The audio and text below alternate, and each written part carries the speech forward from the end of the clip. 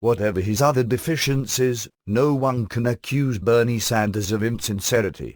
In a landmark speech delivered Thursday at Georgetown University, Bernie Sanders said what everyone else in Washington already knows, but is afraid to admit publicly: America already is a socialist country, and has been for many years. Invoking FDR, Sanders pointed out that the entire New Deal was part of the socialist program. Almost everything he, FDR, proposed was called socialist. Social Security, which transformed life for the elderly in this country, was socialist. The concept of the minimum wage was seen as a radical intrusion into the marketplace and was described as socialist. Unemployment insurance, abolishing child labor, the 40-hour work week, collective bargaining, strong banking regulations, deposit insurance, and job programs that put millions of people to work were all described, in one way or another, as socialist. Yet these programs have become the fabric of our nation and the foundation of the middle class. Sanders is absolutely correct about the pedigree of such programs. Many of these ideas were being proposed at the very beginning of the modern socialist movement, more than a century before the New Deal. The fact that they have typically been characterized as progressive or welfare programs does not make them any less socialist. Moreover, nearly all big government programs since FDR's day, from Medicare to environmental regulations to OSHA to student loan subsidies to Obamacare, are socialist as well. America has not had anything resembling a free market economy since before the Second World War. In this mid-second decade of the 21st century, there is very little economic activity that private citizens can embark upon without having to satisfy a welter of government regulations, license requirements, fees, taxes, and the like. This is properly called socialism, the antithesis of a laissez-faire free market economy.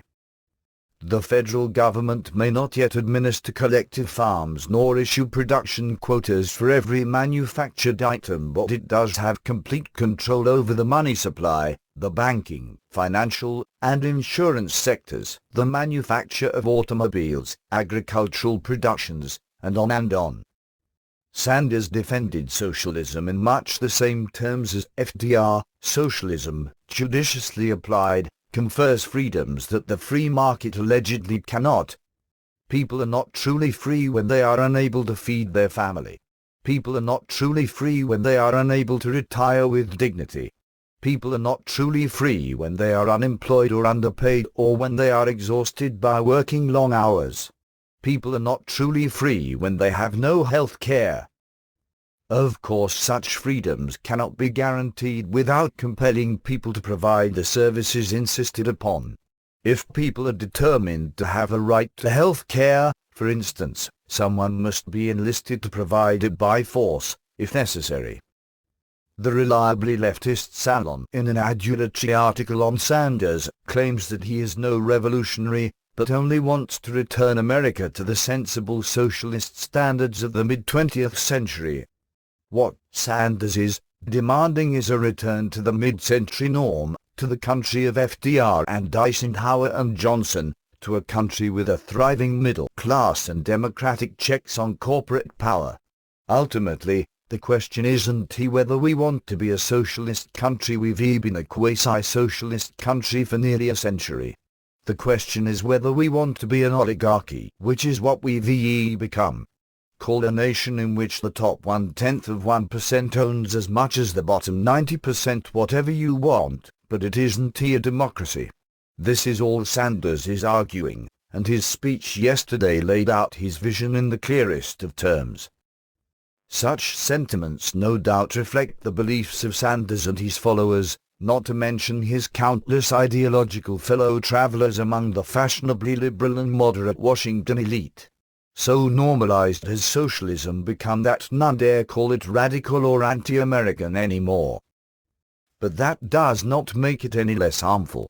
In point of fact, the idyllic America of the mid-20th century that Salon rhapsodizes about is an illusion. It is a portrait of America before socialism had destroyed it. The modern-day oligarchic inequalities are the product of generations of socialism, just like the heavy taxes, the massive government debts, and the disappearance of the American dream.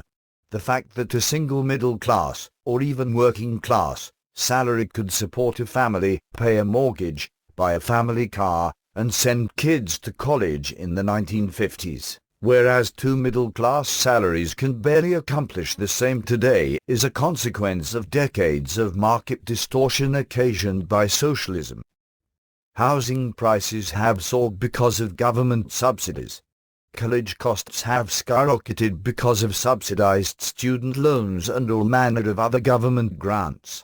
Flush with easy money, colleges and universities have massively inflated the numbers of superfluous administrators, spent lavishly on new buildings, sports programs, and the like, while students, presented with subsidized loans at far below market values, have less reluctance to pay the outrageous new costs of higher education. Thousands of dollars are tacked on to the price of new cars because a combination of government regulatory requirements and government-subsidized credit drive prices up. And on and on. This is how socialism, not the free market, creates oligarchy. As long as it continues, the rich will continue to get richer, and fewer, while the poor get poorer. The biggest problem with the democratic socialism of Sanders is that it ruins the economy across several generations, encouraging people to call for more socialism to remedy its ills. Thus is total socialism brought about by stealth instead of by violent revolution. Americans are wise to be wary of Bernie Sanders and his socialist program. But we must also recognize that in modern-day Washington, almost everyone is a socialist already, differing only in degree amongst themselves. For example, the Republican mainstream tends to oppose raising the minimum wage, while Democrats, typically the more ardently socialist of the two major parties, can be depended upon to support it. But almost no one talks about abolishing the minimum wage, the only position consistent with a free market. Bernie Sanders is unwittingly doing America a favor by calling a socialist spade a spade. America now needs to repudiate socialism in its entirety if she is to get off the long road to serfdom that we have followed for so long.